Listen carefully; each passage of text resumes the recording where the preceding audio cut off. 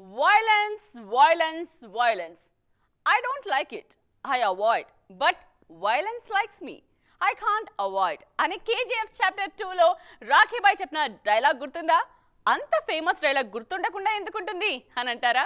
Yes, మనందరికీ కాదు త్రిషకి కూడా ఈ డైలాగ్ చాలా బాగా గుర్తుందట. అందుకే కాస్త మార్చి తన సిట్యువేషన్ కి సింక్ అయ్యేలా చెప్పుకుంటున్నారు ఈ డైలాగ్ ని. Gossips, gossips, gossips. I don't like it. I avoid. But gossips likes me. I can't avoid.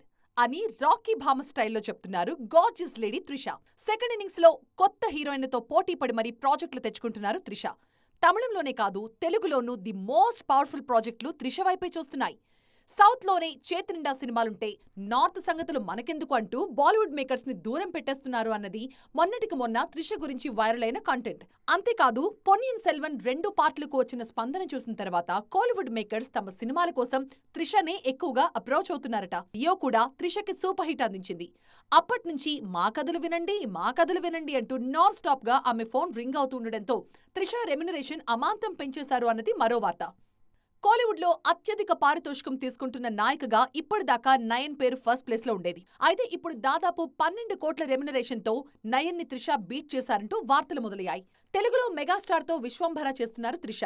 Re ఎంట్రీలోనే అద్దిరిపోయే cinema Trisha ఖాతాలో పడిందని హ్యాపీగా ఫీల్ అవుతున్నారు ఆమె ఫ్యాన్స్.